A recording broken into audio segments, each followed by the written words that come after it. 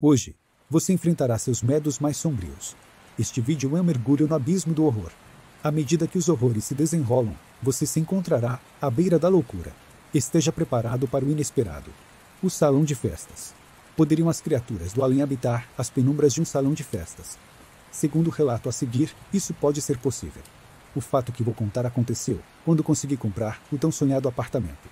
Em 1999, mudamos eu, minha esposa e meus 2 filhos para o nosso tão sonhado apartamento. Na ocasião, aproveitamos para dar um trato na pintura da geladeira, pois estava meio malhada. Para facilitar as coisas para quem ia ajudar na mudança, o pintor de geladeiras retiraria a dita em nossa antiga casa e entregaria no apartamento. Afinal, era um trambolho a menos para carregar. Como não é novidade, o profissional atrasou a entrega do serviço e nos deixou na mão. Agora começa a história. Conversei com a síndica do prédio e fomos autorizados a usar o freezer do salão de festas que fica no térreo. O salão era comprido em formato de U. A entrada fica na cabeça do U e na perna do tem um salão onde está a cozinha, banheiro e outra parte para convidados. Não sei se por erro de projeto ou burrice mesmo, tem-se que atravessar o primeiro salão na mais completa, escuridão até chegar ao interruptor, acender a luz deste, que ilumina parcialmente o restante, e a partir daí, acender o resto das luzes. Nesta noite, fomos ao mercado e tínhamos carne, frios e refrigerante para guardar no freezer. Minha mulher e os filhos subiram, e eu fui guardar os perecíveis. Já passava das 22. Zero. Pedi as chaves para o porteiro e entrei na boa naquele breu pensando. E eu tenho 30 anos, não preciso ter medo. Mas a gente sempre lembra da infância e fica com um certo receio. Caminhei até o final do salão e fui tatendo a parede em busca do interruptor. CL e C achei. Quando me virei, tive a nítida impressão que alguém se esquivara para trás da parede da cozinha, que aliás era onde estava também o freezer. Sem me dar conta do que acontecia, pensei, a Flávia está querendo me assustar, mas eu vou assustá-la antes. Opa! Mas enquanto caminhava para a cozinha, me veio uma coisa à cabeça. A Flávia subiu com as crianças e não tem nenhuma porta aí. E caramba! Minha espinha gelou, os pelos do braço arrepiaram e pude sentir a pele do rosto queimando. Resultado. Abri o freezer, joguei tudo dentro e saí a mil, nem apaguei a luz. Refeito do susto, contei a história para minha esposa, que ouviu tudo sem dar uma palavra. Não sei que raios foi aquilo, se foi ilusão por estar com medo, se foi sombra, sei lá, mas que me deu um baita susto deu. Depois eu liguei para o porteiro e pedi um favor. Seu Lúcio, acho que deixei a luz do salão acesa, poderia fazer o favor de apagar para mim. E até hoje, mesmo após muitos anos depois, não entro naquele salão sozinho, nem sob tortura. Bonecas dançarinas. IPSSOSM, à noite os meus pais ainda moram na casa em que eu cresci, onde aconteceram algumas estranhas comigo. Ainda nos dias de hoje, apesar de não morar mais lá e já ser um pouco mais velha, eu não gosto de passar a noite lá. Nenhum outro membro da minha família sentiu o que eu senti ou passou pelo que eu passei, apesar de quando as minhas amigas da escola iam dormir em casa, sempre falavam que ficavam um pouco à vontade e às vezes ficavam assustadas por nada. Eu sempre fiquei assustada em casa, desde que eu me lembro, particularmente no meu quarto. O meu quarto me assustava, tanto que muitas vezes eu me recusava a dormir no meu quarto e acabava dormindo no quarto do meu irmão com ele. Eu tinha muito medo das minhas bonecas também.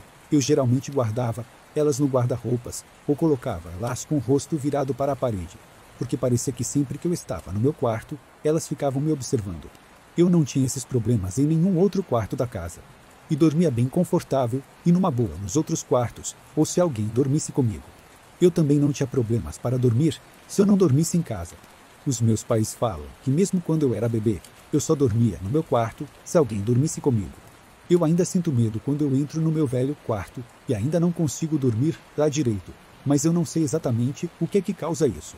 Apesar da maioria das coisas estranhas que aconteceram naquela casa comigo terem sido no meu quarto, algumas coisas aconteceram em outros lugares da casa também.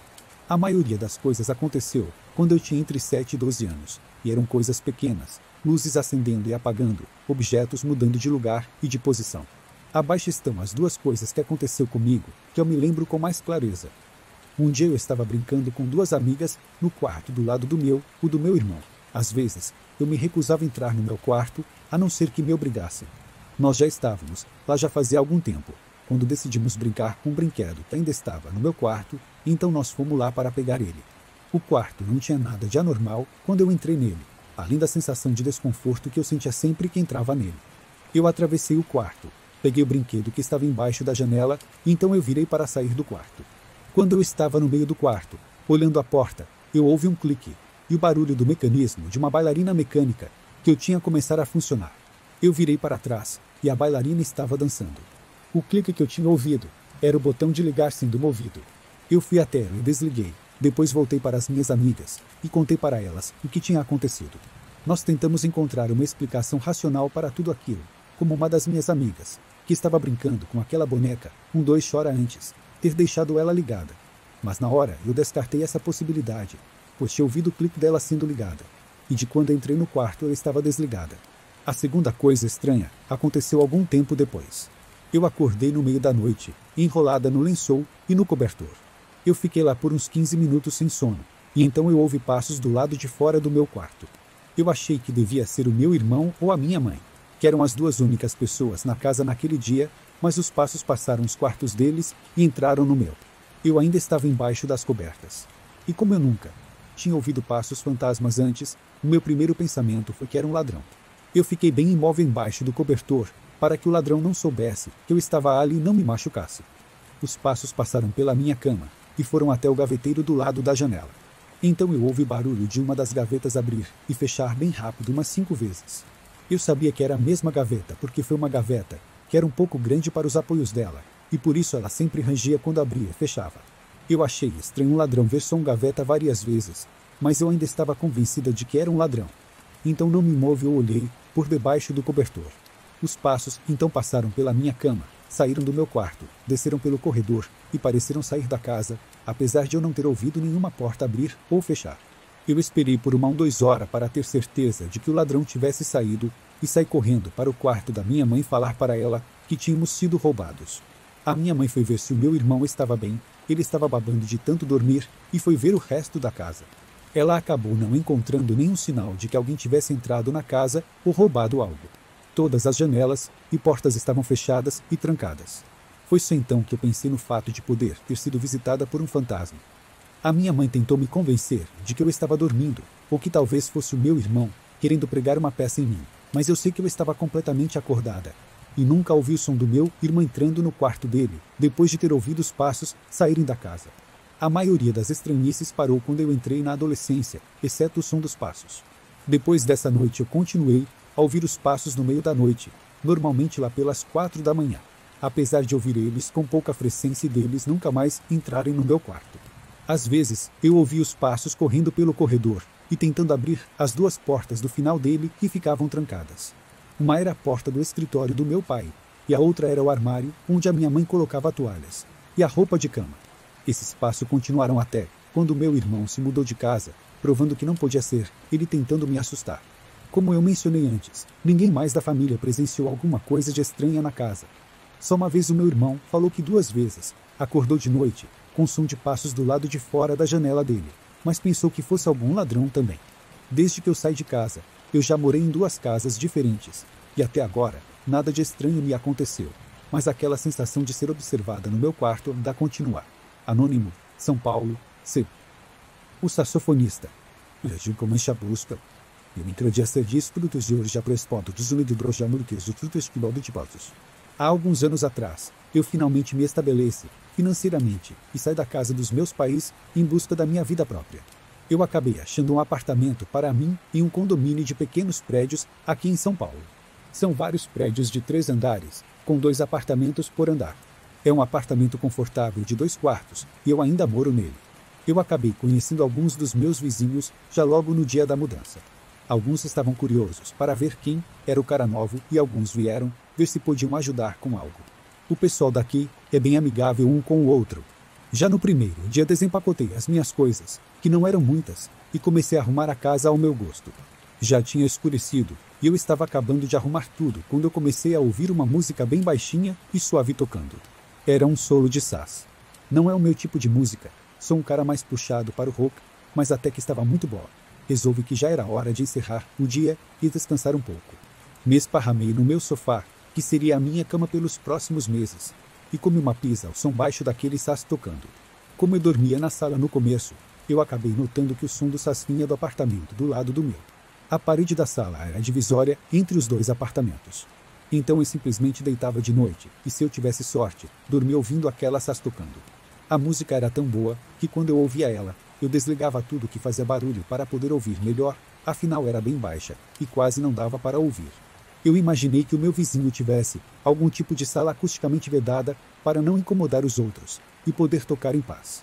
Mas tinha algo de estranho naquele Sass tocando, o que ele tinha de tão bom. Ele tinha de triste e melancólico.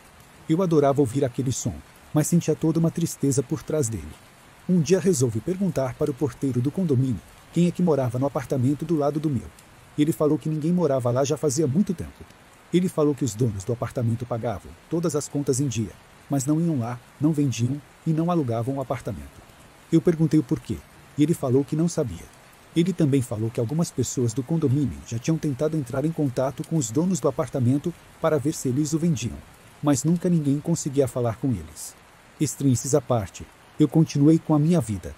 Um dia eu estava na minha sala e ouvi aquele Sass triste tocando de novo. Não pensei duas vezes, pulei do sofá e fui tocar a campainha do vizinho para ver quem estava lá. Ninguém atendeu. Eu toquei de novo e nada. Bati na porta e nada de novo. Encostei a orelha na porta e não houve nada. Silêncio absoluto lá dentro. Voltei para o meu apartamento e ouvi o Sass tocando.